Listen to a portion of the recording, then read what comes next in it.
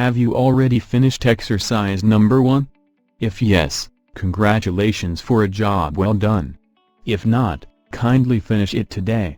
Do not skip, because knowing how to draw a free body diagram is an advantage. In this section, we're moving on the main topic of the unit: the Newton's laws of motion. The man behind the discovery of these laws are none other than Sir Isaac Newton, an English physicist, mathematician, and natural philosopher. In 1687, Newton published his 2-volume Mathematical Principles of Natural Philosophy, that contains his well-known 3 laws of motion, also called Newton's laws. Through observation in nature, Newton began with the laws of motion and gravitation. Eventually, he used these laws to convert physics from a mere science of explanation into a general mathematical system with rules and laws obeyed by nature. These 3 laws of motion are fundamental to classical mechanics, and serves as the foundation of the study of statics and. Now let's begin with the first law. This is known as the law of inertia. Newton's first law of motion states that things at rest stay at rest, and things in motion stay in motion, unless we give them an external force. It follows that, if the net force acting on an object is 0, then the object will remain at rest, or remain in motion at constant velocity. A box resting on top of the table has 0 net force, and its velocity is 0. Since its weight, for example, -2 newtons, will be counterbalanced by the upward normal force of +2 newtons. Adding these 2 vertical forces will give a 0 net force. It is a misconception that if the force exerted on an object is 0, the object remains motionless. Net force is not always necessary to sustain motion. Without any forces acting on it, including friction, an object which is originally set in motion will continue to travel at constant velocity along a straight line.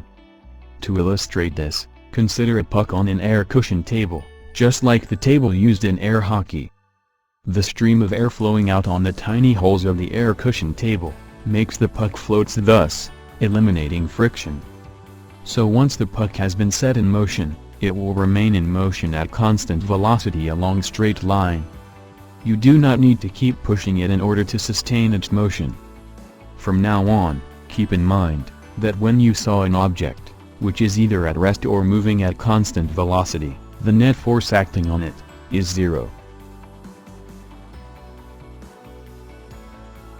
Inertia is a familiar property that has been described by the first law. Inertia is a property of matter that causes it to resist any change of its motion, either change in direction, or change in speed. You can observe this property when riding an accelerating vehicle.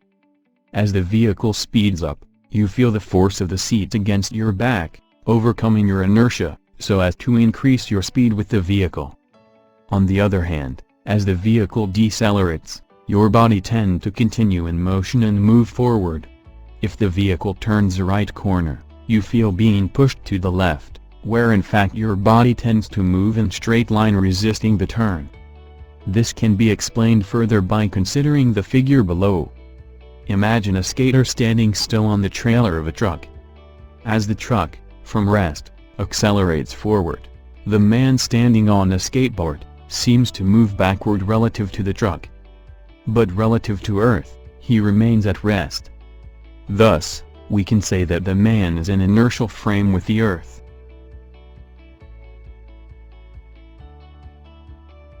Now let us consider that the skater already adapts the speed of the truck. So he is moving at the same velocity with the truck. When the driver of the truck presses the brakes, the truck decelerates, and eventually comes to rest. But the skater seems to move forward or pushed forward relative to the truck, even if the truck comes to rest. But relative to Earth, he remains in motion with constant velocity. The inertia of the skater resists him to stop with the truck. As seen from top, now, consider again that the skater is moving with the truck at constant speed v. As the truck makes a left turn, indicated by the circular path, the skater observes that he is moving opposite of the turn, or being pushed outward. This is an inertial effect since the skater resists the turn and moves in straight path at constant speed relative to Earth. We see that inertia resists any change in state of motion of a body. An object's inertia is determined by its mass m. The more massive body has a larger amount of inertia that must be overcome. Later, we shall see in Newton's second law, that a stronger force is needed to move bigger mass, or make it stop. Now, let us proceed to Newton's second law. Newton's second law of motion relates net force acting on an object to its acceleration. It states that a net force on an object will accelerate it. The acceleration is proportional to the magnitude of the net force and in the same direction as the force. The proportionality constant is the mass, m. In equation form, Newton's second law is expressed as, net force is equal to mass of object, m multiplied its acceleration, a. Using SI system, mass should be in kilogram. Acceleration is in meter per second squared. So that the net force will be in Newton. Other units may be also used. In CGS system, mass is in grams. Acceleration is in centimeter per second squared. And the force will be in dyne. In English system mass is slug. Acceleration is feet per second squared. And the force is in pound. From this equation, we see that more massive object requires stronger force to accelerate or to change its velocity at the same rate. Similarly, a stronger force will result to higher acceleration. Newton's second law applies to both accelerating and decelerating bodies.